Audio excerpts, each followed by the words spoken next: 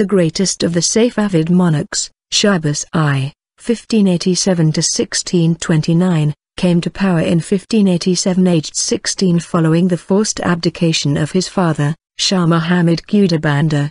Having survived Qizilbashi court intrigues and murders, he recognized the ineffectualness of his army, which was consistently being defeated by the Ottomans who had captured Georgia and Armenia and by Uzbeks who had captured Mashhad and Sistan in the east. First he sued for peace in 1590 with the Ottomans giving away territory in the northwest. Then two Englishmen, Robert Sherley and his brother Anthony, helped Abbas I to reorganize the Shah's soldiers into an officer-paid and well-trained standing army similar to a European model, which the Ottomans had already adopted. He wholeheartedly adopted the use of gunpowder. The army divisions were Ghulams, crown servants, conscripted from the en masse deported and imported Georgians and Circassians, Tofangchis, musketeers, and Topchis, artillerymen. Abbas moved the capital to Isfahan, deeper into central Iran. Abbas I built a new city next to the ancient Persian one. From this time the state began to take on a more Persian character. The Safavids ultimately succeeded in establishing a new Persian national monarchy. Abbas I first fought the Uzbeks, recapturing Herat and Mashhad in 1598. Then he turned against Persia's arch-rival, the Ottomans, recapturing Baghdad, eastern Iraq and the Caucasian provinces by 1622. He also used his new force to dislodge the Portuguese from Bahrain, 1602, and, with English help, from Hormuz,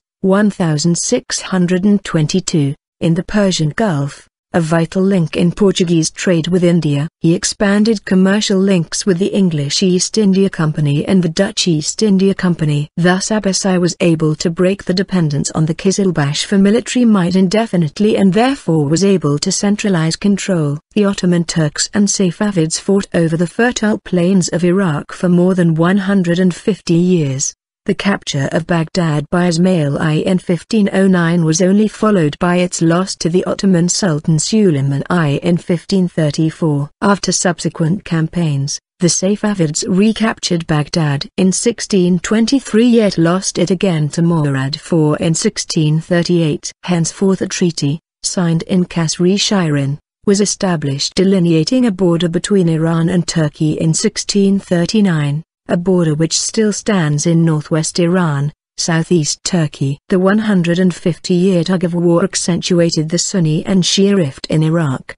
In 1609–10, a war broke out between Kurdish tribes and the Safavid Empire, after a long and bloody siege led by the Safavid Grand Vizier Haytham Beg, which lasted from November 1609 to the summer of 1610. The Kurdish stronghold of Dimdim was captured. Shah Abbas ordered a general massacre in Baradost and Mukriyan, Muhabbad, reported by Iskandar Begmonshi, Safavid historian, 1557–1642, in Al-Amara Abbasi, and resettled the Turkic Afshar tribe in the region while deporting many Kurdish tribes to Khorasan. Nowadays, there is a community of nearly 1.7 million people who are descendants of the tribes deported from Kurdistan to Khorasan, northeastern Iran, by the Safavids. Due to his obsessive fear of assassination, Shah Abbas either put to death or blinded any member of his family who aroused his suspicion. One of his sons was executed and two blinded. Since two other sons had predeceased him,